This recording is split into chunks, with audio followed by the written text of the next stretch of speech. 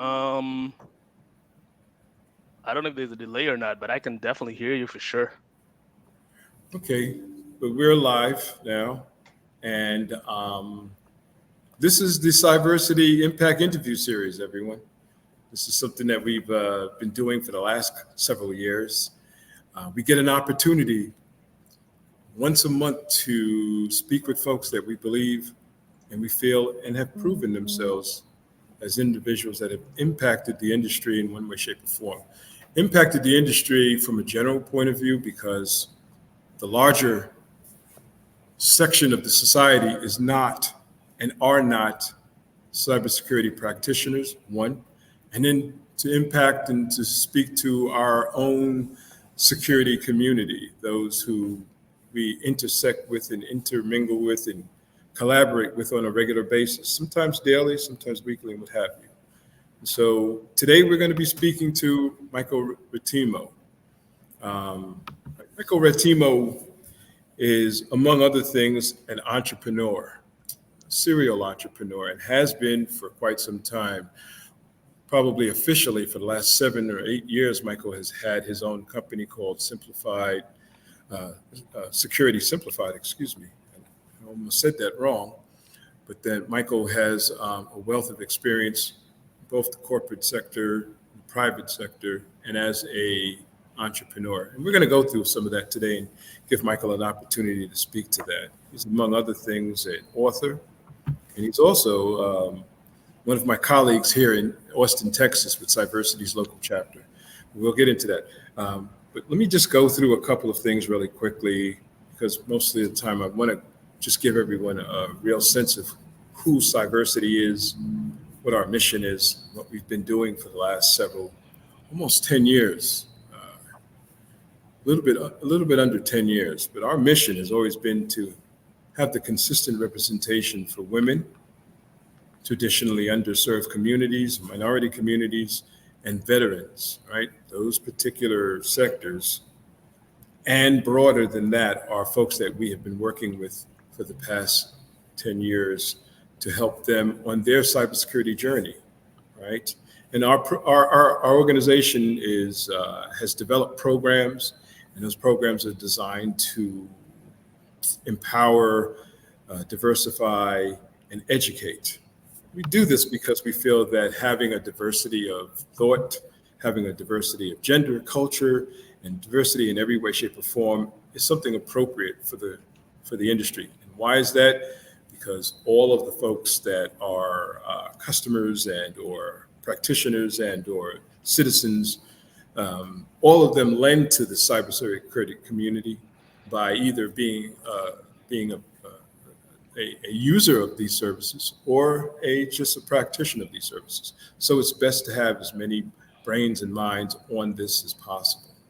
Cyversity is a membership organization, and if you're not a member and you wish to be a member, just scan that QR code there, because it gives you an opportunity to go to our website and begin to see all of the many features and benefits.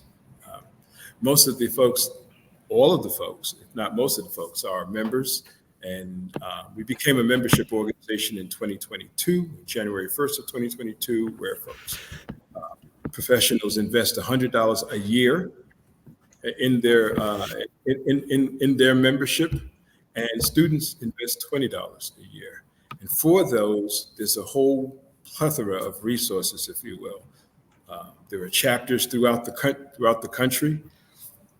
There's also mentorship. And this is critical. Mentorship is big because it gives you an opportunity to either in a group setting or in one-on-one get an opportunity to work with a practitioner who's been in the industry for quite some time and has seen the ups and downs and travails and the triumphant success of being a security practitioner.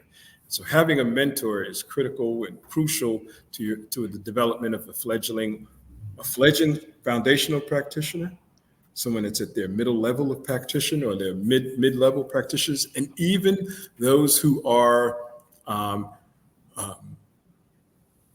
tenured practitioners, such as CISOs and chief security officers, because even at that level, there's levels to ascend to. That's board engagements, public and private board engagements, and all of those things. There's also scholarships that we offer, and these scholarships are provided either in cash or applied toward the individual's education at a specific school or training center, and it's offered by many of our partners. And we've got quite a few partners, and signing up, and you'll see who those folks are.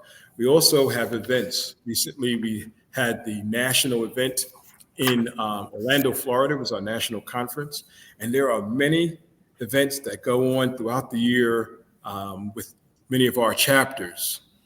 There's a lot of on-demand training, and of course, one of the biggest tools for Cyversity is the networking. Being able to be in the same room with people who either have some minimal or extensive experience, expertise, if you will, in cybersecurity, in IT. So getting an opportunity to sort of rub shoulders and be in the same space with them is good. Some of our topic areas are always career development, career spotlighting like we're doing today, talking about transitioning from nowhere to somewhere, from somewhere to someplace, and transitioning your skills that you've already developed and bringing those to this industry. We also have leadership conversations and tech talk. This month is Black History Month, but as you can see, throughout the year, there are quite a few months where we're celebrating specific topics. This month, again, is Black History Month. In March, it's Women's History Month. October, it's Cybersecurity Awareness Month, and so forth. Here are some ground rules. It's going to be a 45-minute conversation as soon as I shut up, right? We're going to have some leadership, diversity, inclusions, answer and question periods going to come. We usually say at the end, but listen, you can put your questions in the comment box and we'll answer them as we go. The session is being recorded. It's going to be distributed on LinkedIn Live and also on YouTube. So put your questions there and we'll get to it. Again, thanks for coming. Thanks for being a part of this whole session with us. I'm going to remove this, and the three of us are up. I did before we start talking to Michael, what I wanted to do is introduce one of our new members to the Impact Interview Series team. Her name is Beverly Wright. There's two of them now, Beverly Wright, and you'll get an opportunity to meet Milu at some point when she comes on. But Beverly, welcome. You're going to say something. Thank you so much, David. Okay. It's great to be here. Great. Thank you for joining our team, and thank you for being a part of our. Oh, yes. To start off with the question. Sure. If you'd like to start the questions, floor is open. Michael, welcome. Thank you for committing the time and committing the effort to be a part of our Impact Interview Series, which has been a long-running series. We're happy to have you, and we're happy to talk to you as you stretch your neck and your head. Okay. But and typically we go through this thing by having some personal questions and some professional questions. Then we talk about your social impact that you've had in the industry. And I'm sure Beverly would like to get started. And so I'll open the floor for questions, Beverly, if you'd like to ask the first question. Okay, thank you so much, David. And yes, Michael, thank you so much for joining us this morning. I'm the new kid on the block, so have grace. Thank you. So, Michael, we all are from somewhere, but not originally or historically from where we are today. So, where is Michael Ratemo from?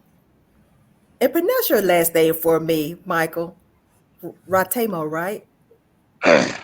Yeah, so it varies. The original pronunciation is Michael Ratemo, but a lot of people pronounce it Ratemo, so either or works for me. And thank you, Beverly, for introducing me and asking for grace, because that's what we are telling a lot of these cybersecurity leaders. Please have some grace for the newbies who are trying to break into the industry, right? Um, as far as my introduction, Yes. I want to say thank you for the Cyversity for allowing me to come on this Impact interview series. It means a lot. We for granted. I am originally from a country called Kenya. I'm sure most of you have heard about this country, the home of the great marathoners, the folks who run marathons in under 2 hours, 4 minutes a mile. So that's where I'm from. I was born and bred there, went to school there, my grade school, high school. Then I came to this great country to pursue further studies in education. So that's really my background. Oh, great, Michael. It's Great. Thank you. there's been some work with there's been some initial work with Cyversity in Kenya to sort of raise a chapter there. Are you aware of that? You, I've had some rumblings about it, but I do not have the details about Cyversity, opening a chapter in Kenya. okay. What do you think that's going to be? How do you think that'll play, or how do you think that will be developed in Kenya? Is it? Do you think it's something that'll catch on and really take root? Actually, a lot of people may not be aware, but Kenya is a regional hub of IT in Africa. So in Kenya, we have very, very upward mobile people, right? So people may not know this, but Kenya was one of the first countries to introduce something called mobile money, like as early as 2005, 2006, because the country is so diverse and not everybody has access to a bank. They developed a system where you could get money from a bank and authorize transactions, right? So we have something called M-Pesa, mobile money. And Kenya is actually nicknamed the Silicon Savannah. So we have a lot of talent in Kenya. We have a lot of upcoming students. We have practitioners, people who are very up to skill. We have, accelerators. We have iHubs that we can totally leverage. So it'll be very good for Cyversity to venture out there. There's similar communities out there in the IT and security industry. So if we can get a foothold of that, that will be even much better. Great. Wow, that's great. Thanks for sharing that information. What are the actual key drivers that led you to technology? That's an interesting question. So when I finished high school, I decided to come to this great country to pursue my further education. At the time, computers were becoming a thing. Windows 95 had just come out. People were talking about technology. The internet was becoming a thing. So I said to myself, you know what? I would like to go study computer science engineering, right? So I applied to various colleges. I got admitted to a community college somewhere in Texas. So I came down and I started studying for my computer science engineering. So I had barely seen a computer at that time. Like I'd barely worked with it. So you can imagine to my surprise when I showed up to class and the instructor says all homeworks have to be handed in typed. I'd never worked with a keyboard in my life. So I'd spend all day long in the lab trying to Mm, type up an assignment, the chicken pecking style, one finger at a time, to get things done. It was very laborious to right. get, these things done. At that time, ChatGPT was not around to save the day.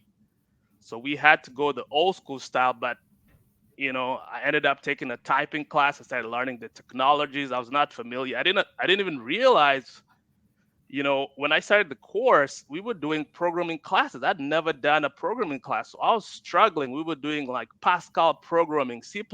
Everybody in the class was doing very well. And I was having a hard time writing pseudocode algorithms.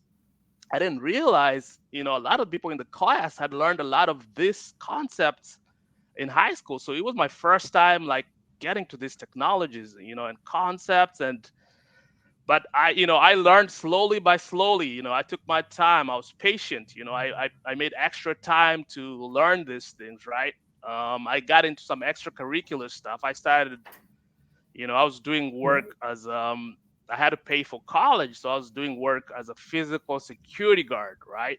Um, I did not realize at this time that my journey as a physical security guard would lead me to a role in cybersecurity.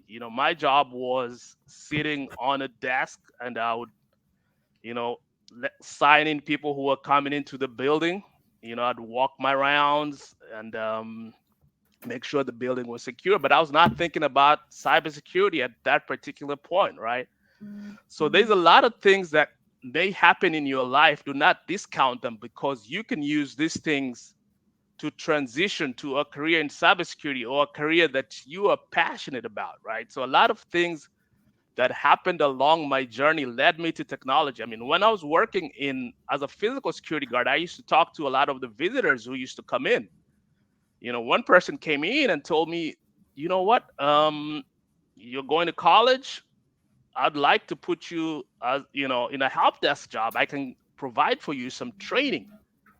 So I accepted the offer. He took us for a couple weeks training, 3 weeks training, and I left the security job. And next thing I knew, I was working in a help desk. I was going to college and working in a help desk. Once I started working in the help desk, I found out about different certifications. Somebody said, you know what, you can take the A+ certification.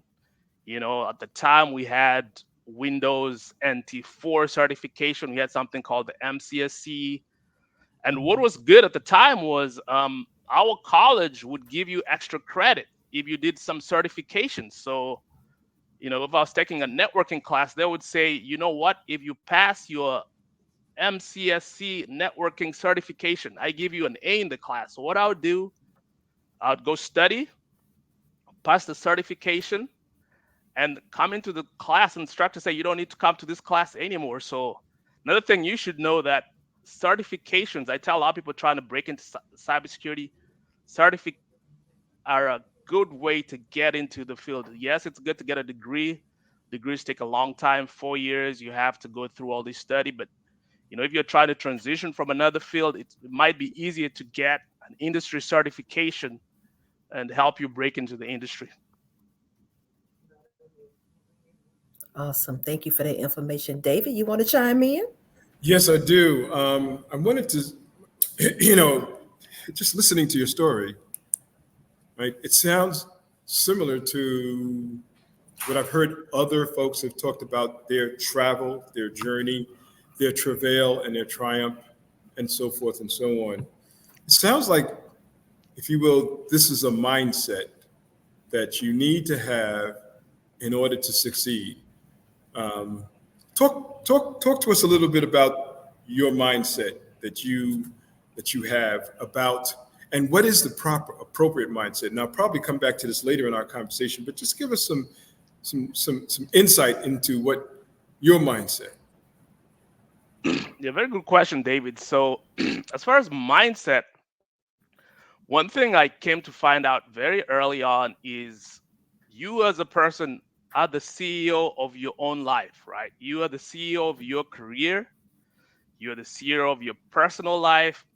Anything you do, you have to make things happen, right?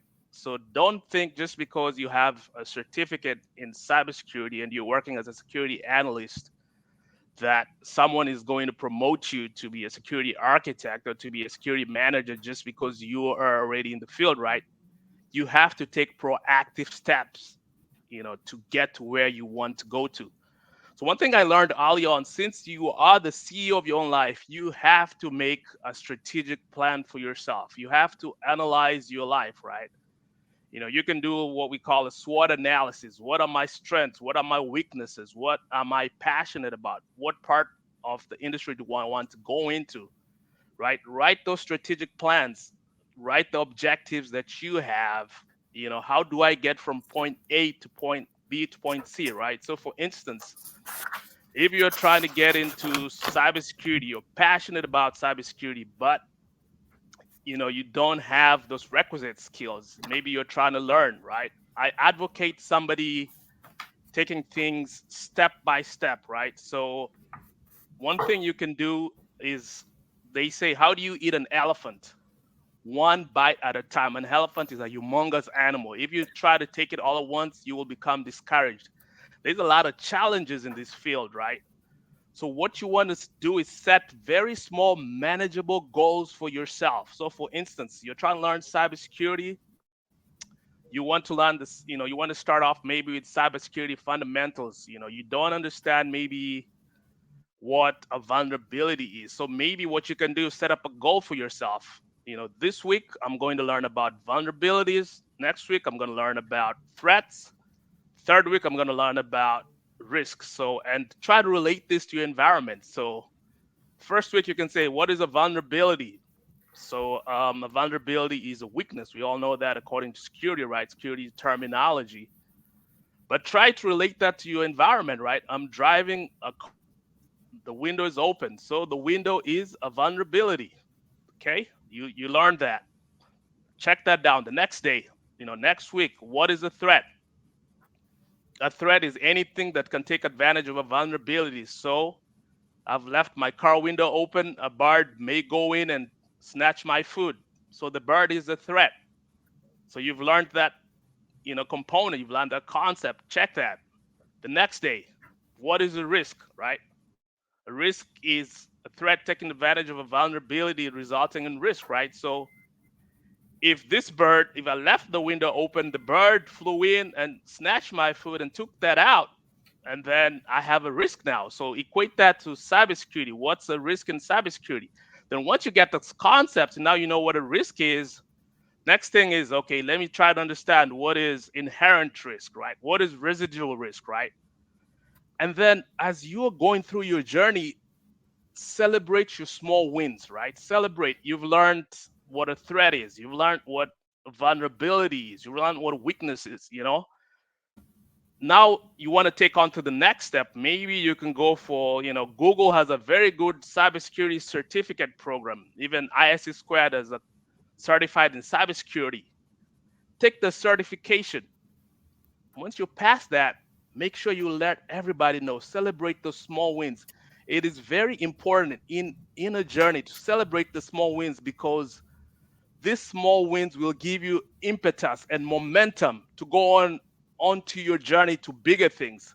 So if you take those small steps slowly by slowly, right, it will enable you to have a very journey that you can actually proactively go yourself from point A to Z, but in a very structured manner. So that's kind of the mindset that I have, is being able to do things, but doing them one step at a time in a very structured manner.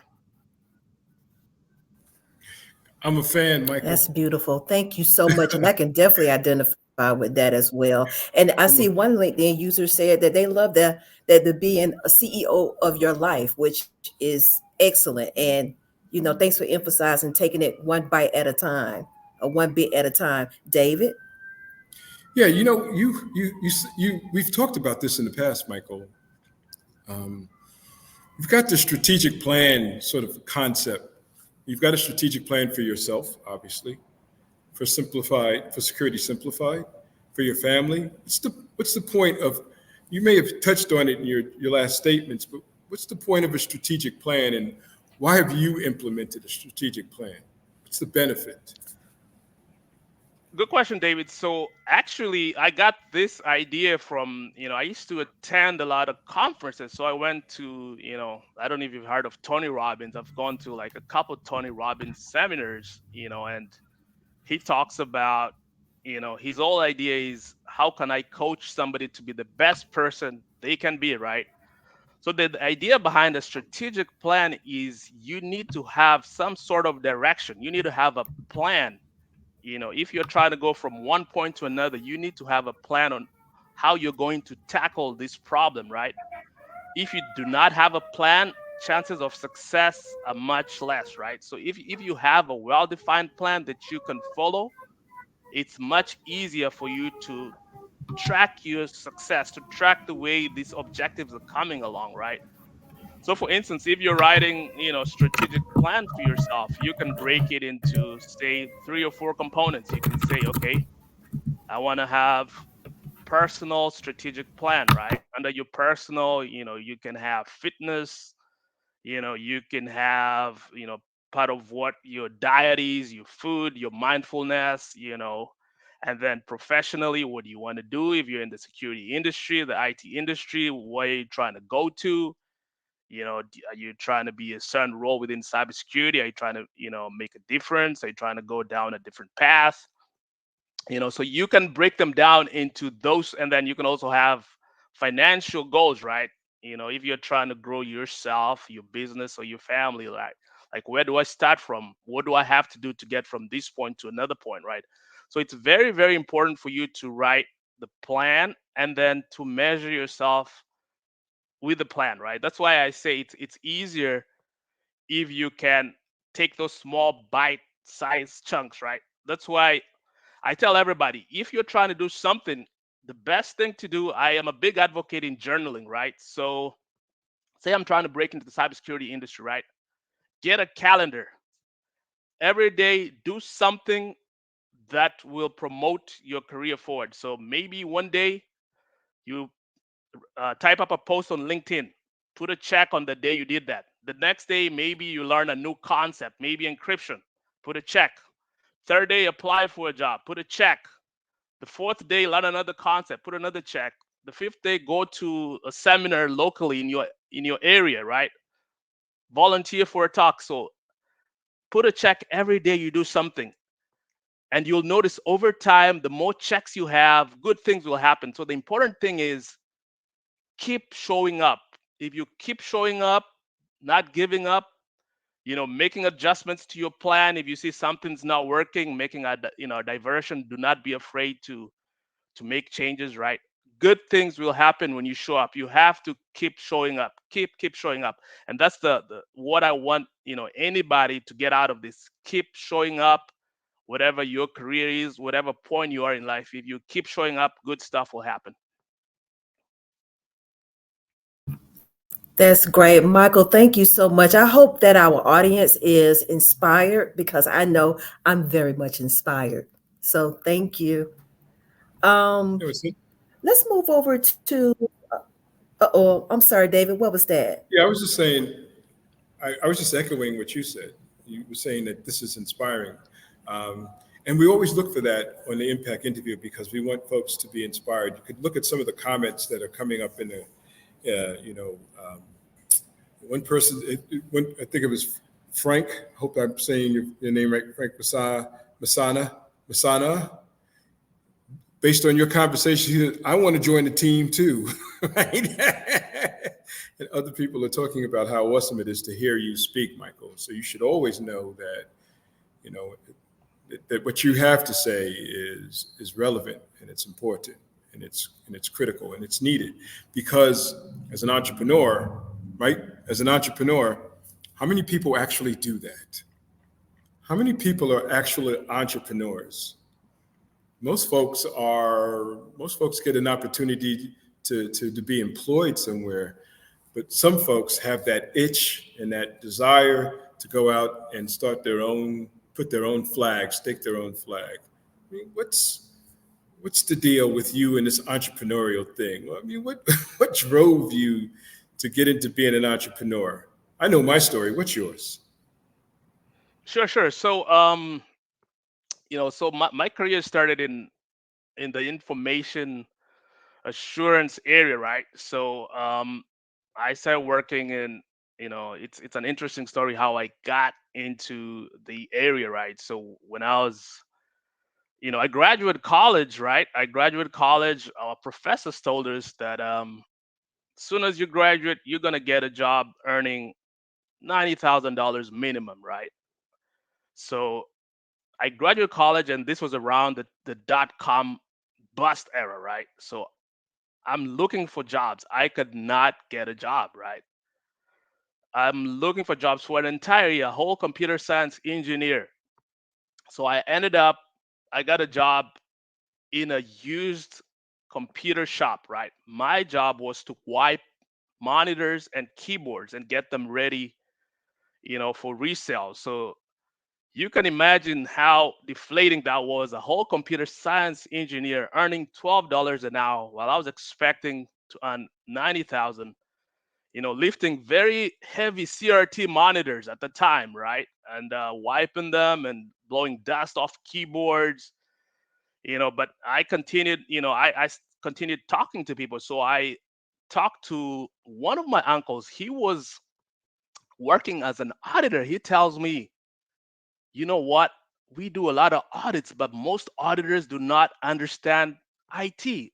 We go do technology audits, but we, we don't have much of a clue, right? Because we are good in financial audit. So he said, there's a certification called the CISA certification. Why don't you take this certification?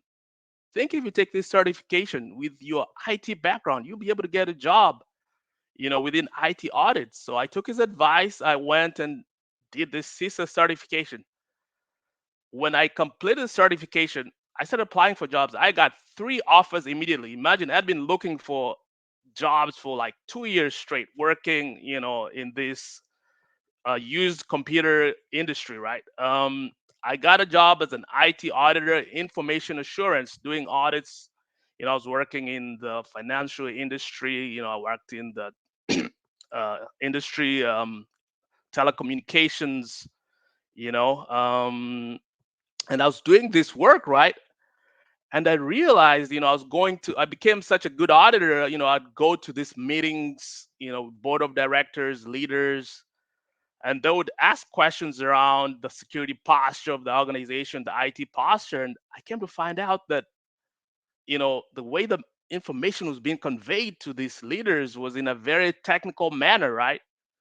So you're in front of them and you're trying to explain a concept to them, and it was going over their heads. So for instance, if you were to go, say, to a meeting that had a board of directors, and senior leaders, and they ask you what's the security posture of this organization, and you say, yeah, we have these tools here, and we noticed last week we're in the security tool and it has 355 vulnerabilities.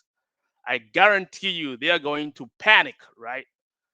Even though the vulnerabilities, for you who have worked with these tools, they have millions of vulnerabilities that they convey and present on their interfaces. So it's how do you translate that kind of messaging to the leaders, right?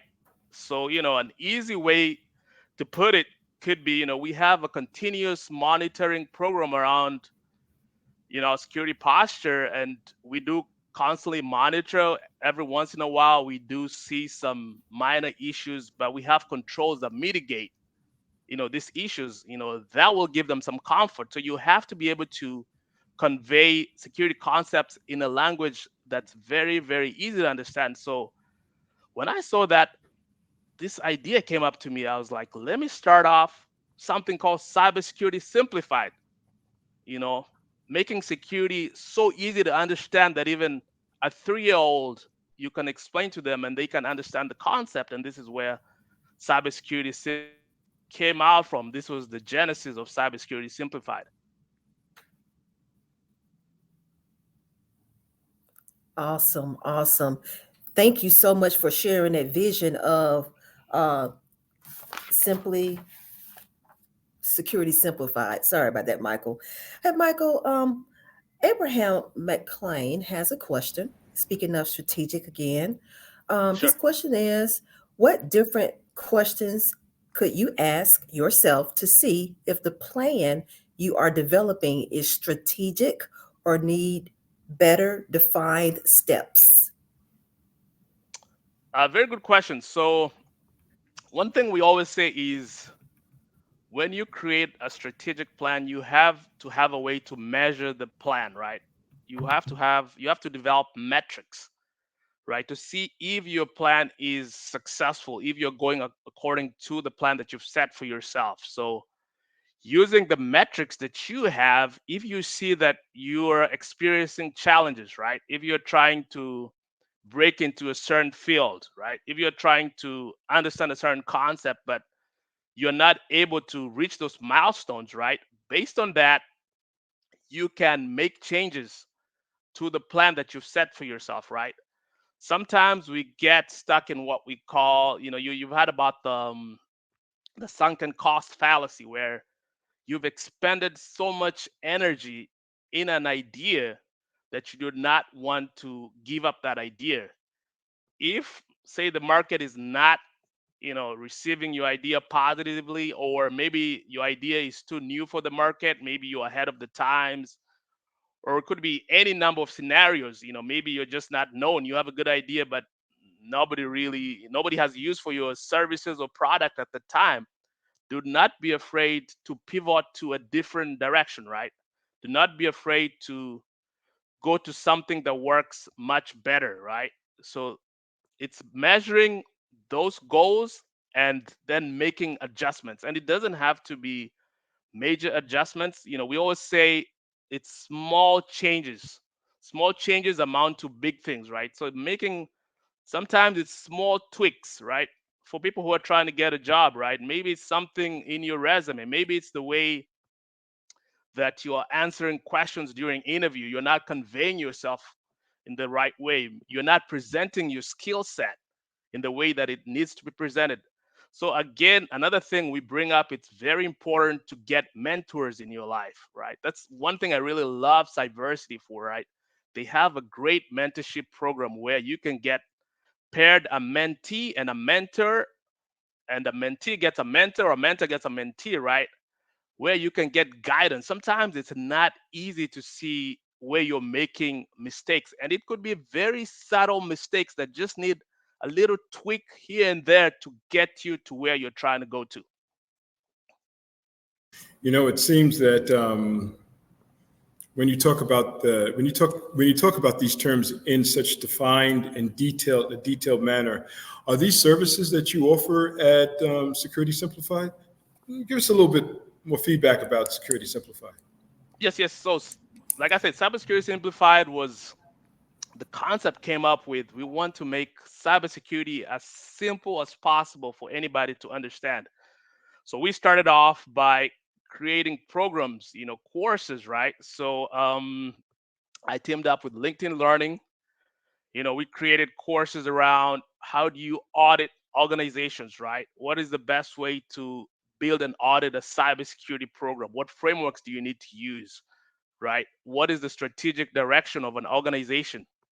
Then the other thing we looked at was found out there's not a lot of literature out there around cloud security and audit, right?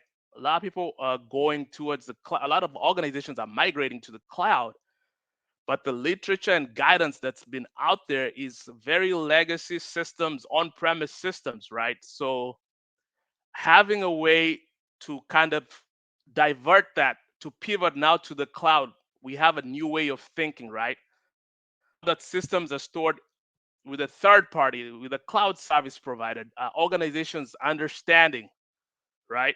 Do you understand that once your information is in the cloud, you have some responsibility as well as the cloud service provider, right? A lot of people think once they migrate to the cloud service provider will do everything for them. They can just throw their data up there and sleep without doing anything, right? That's not that's a it's a fallacy. You There's actions and responsibilities that you as a person, you as a company have to do. So we got in the cloud security solutions, managed security services, autonomous pen testing. So anything around evaluation of IT systems and security, those are the services that we offer.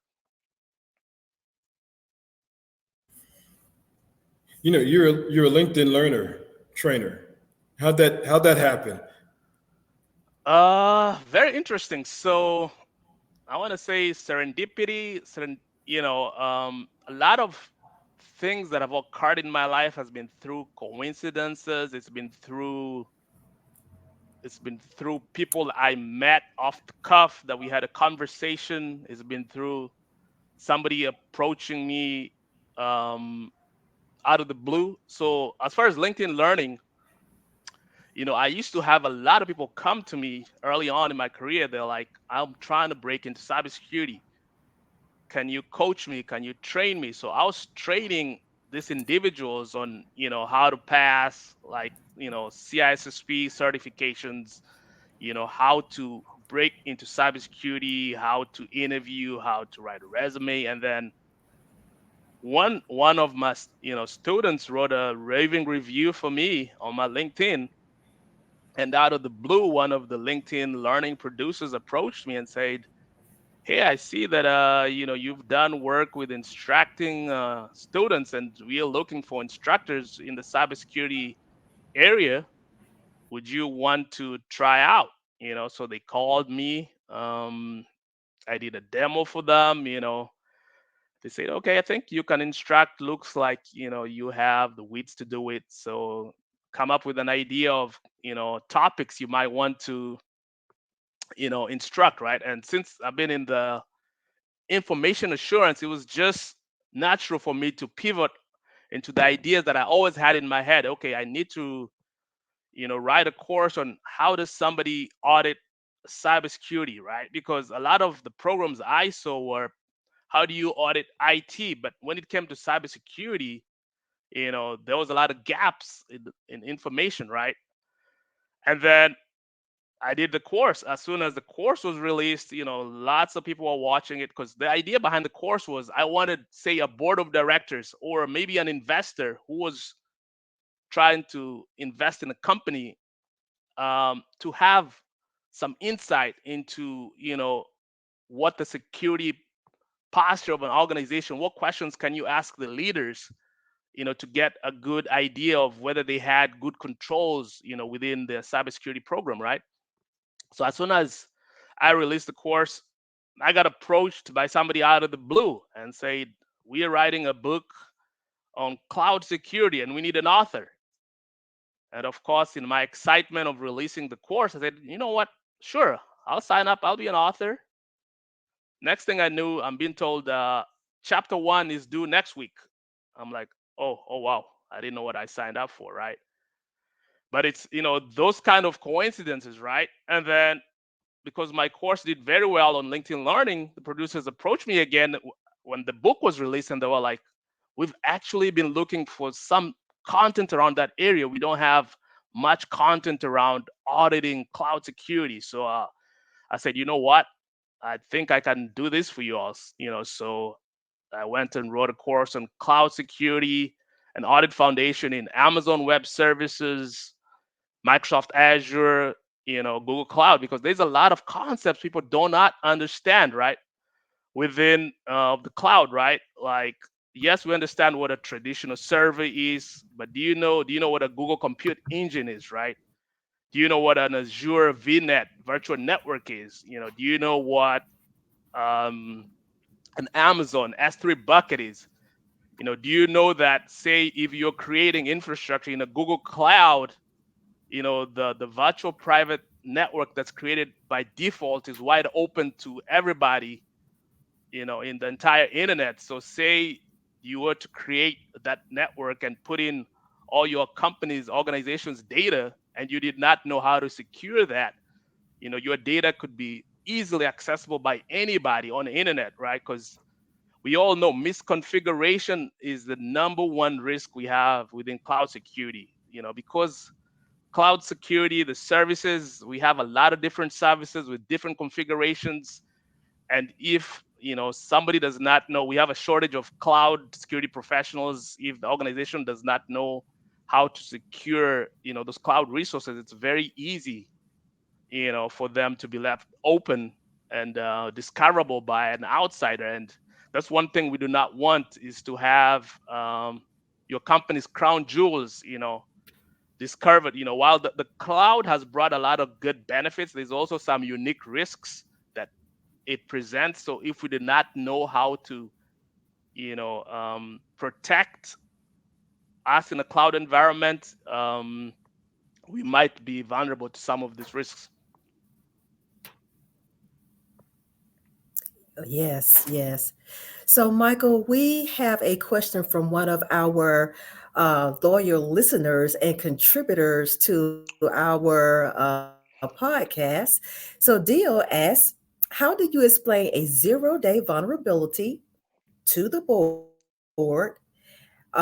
He says, I would also like to know how you approach the board for budget increase for cybersecurity. So, it's two parts: explain a 0-day vulnerability, and how do you approach the board if you want to get budgeting for cybersecurity, an increase in budgeting. Right, right. So I like to use analogies, right? So we all know a zero-day vulnerability. It's a weakness that there are no controls for, right? So for instance, you could use the COVID. We all know about the COVID pandemic that we had. So we have some kind of a disease that there's no fix for, right? So what steps do we take to protect our organization? So say there's a zero-day vulnerability that impacts your organization.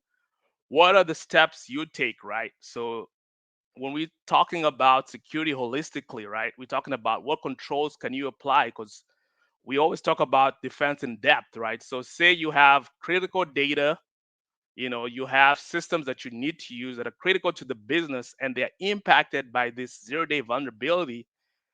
Maybe one of the controls you can take, if there's no fix for it, you can isolate these systems to a network that's not accessible to anybody on the outside, right? That's one control you can take, right?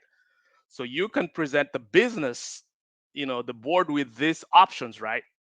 So we have a zero-day vulnerability. It's impacting our very critical data. And since as a business, we cannot shut down, these systems, because money, business runs on money. One of the things we can do is isolate it to this network, or we can maybe put in compensating controls, right? Maybe we can do additional monitoring on these systems so that in case we see anything that looks out of the norm, we can go ahead and take some proactive steps, right? So it's being able to get those concepts and being able to get those options to the decision makers and allowing them to make an informed decision, right? Or maybe do we need to purchase additional insurance since we have a zero-day vulnerability, right? And this is our critical systems. If it's not our critical systems, maybe we can take these other steps over here, you know? So it's being able to make those decisions. What was the second question? I totally forgot. So the second Yeah, I think he question was. has to do with how do you approach the board to get the budget increase for the cybersecurity program? Okay.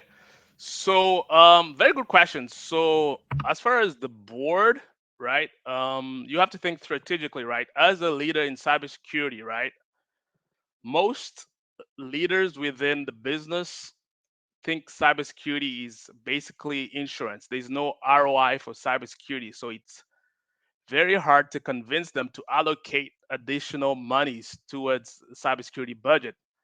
But as a leader, right, we've talked about soft skills, right? That a security leader needs to have, a strategic leader, right? You have to have influence across the organization, right? So you have to partner with IT organization, your CIO, your COO, the CEO, the CFO who writes the budget. And you have to be able to bring this risk to the forefront. You have to have a way to translate the risks that the organization faces so that the business understands, so that when you're asking for more money, you can say, you know what, we're in an elevated risk posture right now. We have moved all our systems to the cloud. So we do need additional dollars, to implement these technologies. Maybe we need to, get some consultants to come in and do an evaluation for us. Maybe we need to get a web application firewall since we're now on the cloud, to protect our crown jewels, right? Maybe we need to train our personnel with additional skills. Maybe we need to send them to SANS training. They have very good cloud security training, or Cloud Security Alliance training, or maybe you go to RSA, listen to some of the talks on emerging technologies, right? So it's having those conversations, having that influence, and being able to convince the other leaders to get on your side, because as you know, there's always conflicting interests within a business, right? So IT, sometimes it's bumping heads with cybersecurity. They want to do something that, but security wants to be the police. So you don't want to be seen as the police. We, as cybersecurity, we are business enablers, right? We enable the business with risk mitigation. That's what we do, right? So we have to be able to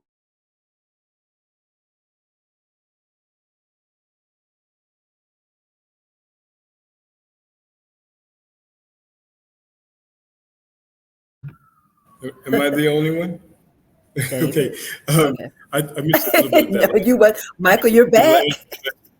Hey, Yeah. Michael, two things. One, well, let me do this first. Let me say this first.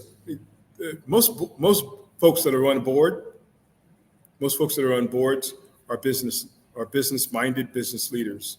They're focused mostly on product concept to product delivery, and they're not focused on necessarily the the surface attacks or the landscape vulnerabilities that come up based on this new product that they're trying to roll out. It's going to make money for the organization, but it's also going to create openings for compromise. What language do you use when you're talking to a CEO, a CFO, whose primary responsibility is one, oversight, duty and care of the organization, and actually revenue generation? What language do you use with them? Sure, very good question. So it goes back to what is the role of cybersecurity, right? Like we said, the role of cybersecurity is to enable the business, right? You are not there. Yes, we do protect the business from risk, right? But ultimate goal is for us to enable the business. We have to support the business objectives, right?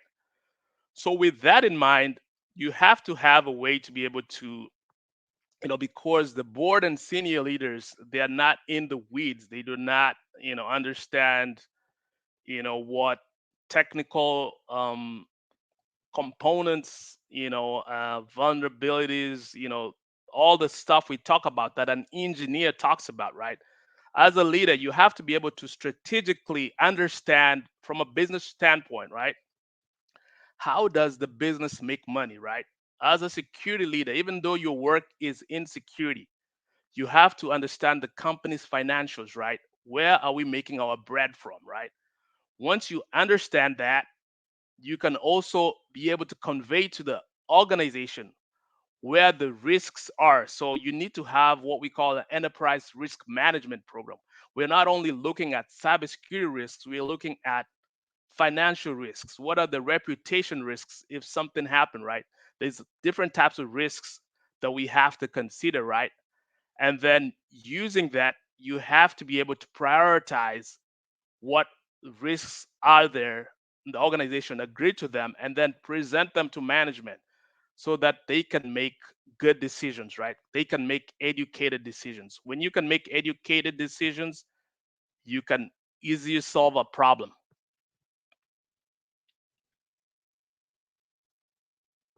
Perfect. And the other one I was going to mention, the other thing I was going to mention, but I noticed Dr.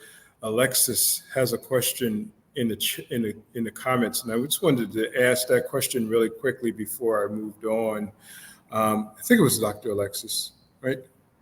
It might have been it might have been Anwar Noten. I think you're right.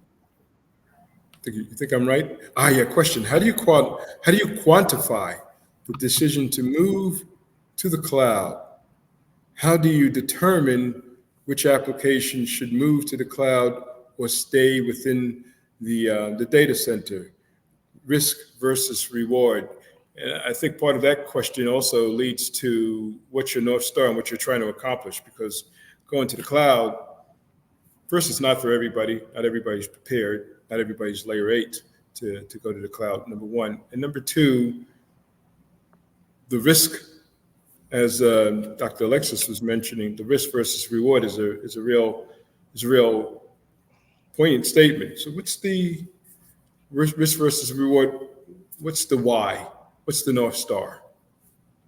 Very good question. So you might be surprised to hear this, but a lot of organizations migrate to the cloud without any type of a business plan, right? So you have to have a business plan of why you are moving to the cloud. You cannot say, we are moving to the cloud because it's the next new shiny object, right? And because all other organizations are moving to the cloud, we are also going to move to the cloud. You have to make sure that you make within technology aligns with the company's overall objectives, right?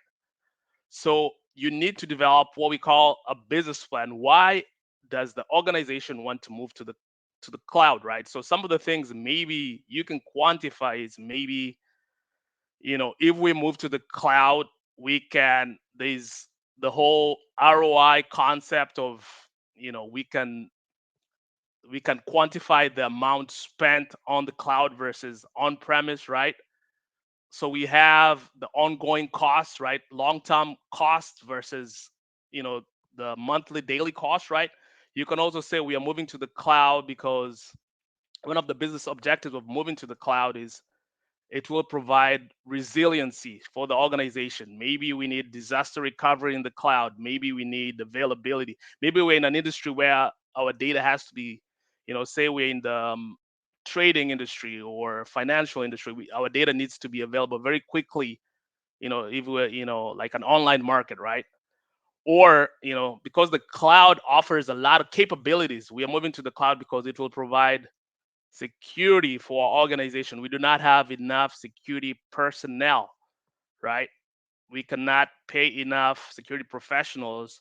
So we are moving from on premise to the cloud because we'll save X amount of dollars, um, because the cloud offers these security capabilities. And then all we have to do is maybe hire two cloud security professionals, to go ahead and ensure, our cloud security posture is well controlled.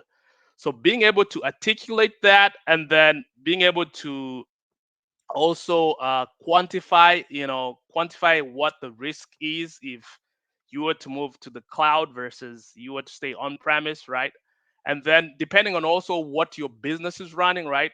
There's some depending on the criticality or sensitivity of the information that you work with, right? In some industries it may be better to run on premise because the data is so critical that if it's in the cloud you might need additional control. So for instance, say you work with very critical, say you're working with industrial control systems, or you're in the utility business, right? If you're moving to the cloud, you need a very well controlled cloud. So maybe you need to go to the clouds that are designed for highly controlled organization like an AWS Gov Cloud or Azure Gov Cloud, right? Or if you cannot implement the controls that they have that are recommended for you to have on the cloud, it may be better for you to stay on premise for that particular application. But maybe the applications that are not business critical or not as sensitive, those ones, they are easier, migrated to the cloud. So those are decisions you have to make. And we we just scratched the surface of Michael Ratemo. We just scratched the surface, and we're nearing our time. I just wanted to, you and I both are three of us, and most of the folks here, a good portion of the folks here are Cyversity members. Cyversity has been an incredible resource for many of us. I know you've joined it, and you're part of our leadership here in Austin, Texas. I mean, what was the jump to Cyversity about and for? Why did you see? What was the need that you see to come to Cyversity? Interesting question. So I've always wanted to give back. I was always giving back. Even before I joined Cyversity, I was always mentoring. You know, one of the things that I have for myself is I want to be an inspiration, right? I want to give back. Because I've been given so much in life, I also want to give back to others, right? I want to leave the world in a better place than I found it. So I was at RSA conference a few years ago, and one fine gentleman called Hakim Hosseini just stopped me in the corridors and asked me, "Have you heard of Cyversity?" And I was like, "Nope." It's like, you should hear about us. We have these things we're doing. We have a conference here. So I went to. They had a conference at a Google headquarters, Google Cloud, and then I heard about the objectives they had of bringing minorities and women, all these disadvantaged communities into cybersecurity, and I was listening to all these great leaders they had, Larry Whiteside, Rob Duhart, MK Palmore, and I was so enthralled with the mission that I said, you know what, as soon as I get back to Austin, I'm getting involved in Cyversity, and that's how it happened. So I said that now I have a formal way to give back, to the community, mentoring, trying to help people to break into cybersecurity, opening doors for others. Because a lot of the things I hear a lot of times is if people do not see people like them in the industry doing certain things, they do not think that they can do it. But if they say, okay, they've seen Michael Ratemo, writing a book, Michael Ratemo doing talks,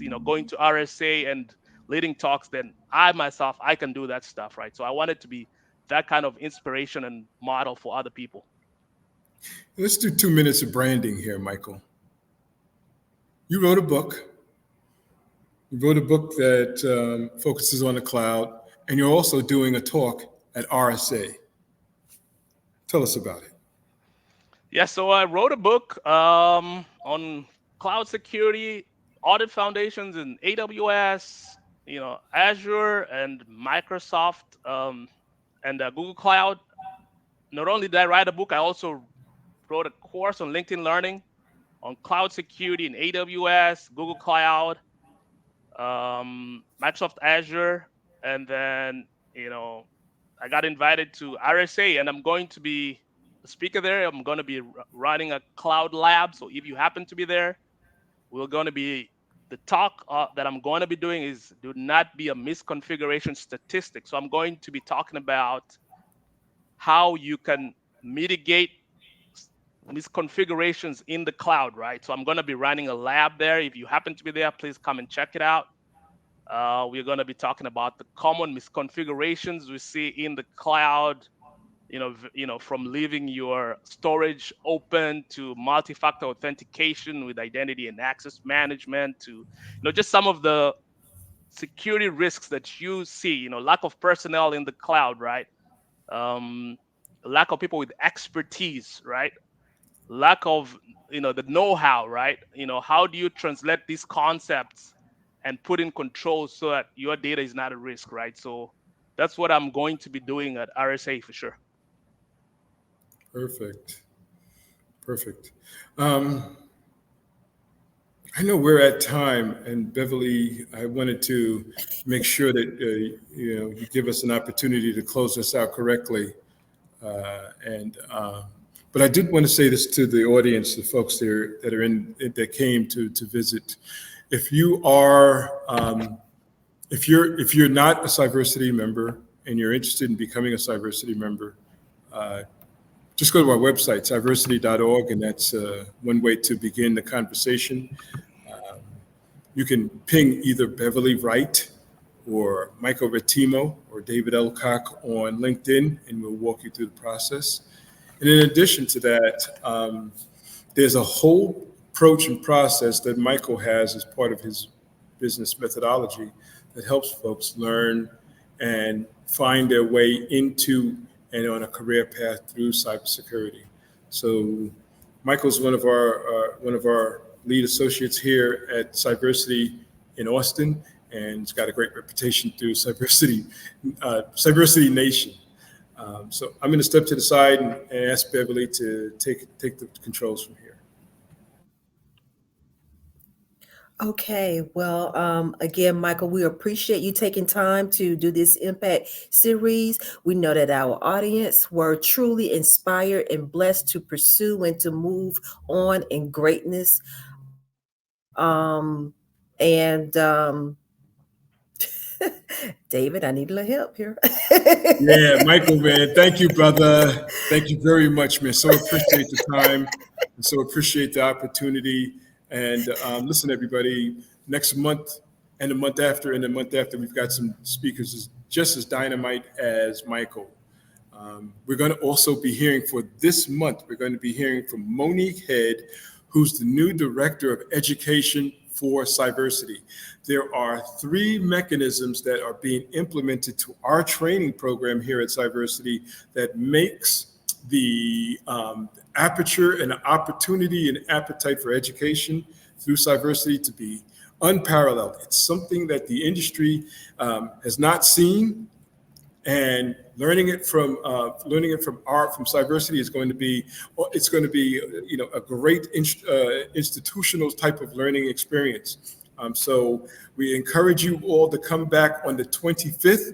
Just keep your eye out, because we're going to be putting out some promotional messages about Monique's Head's conversation about education here at Cyversity. Until then, folks, I just want to thank you all for coming. If there are no more questions in the chat, and I'm going to look one last time before we go. Thanks, hey Troy. Thanks, Troy. Thanks, Larry and me. Thanks, Roderick, Azure, Juana, Larry, Dr. Alexis. All right. Thanks all for coming. Appreciate you all very much. And as Frankie Crocker used to say, peace and love, y'all. I'll see you all. Be well. Thank you all. Hey, Caroline, you can take us away now. Thank you.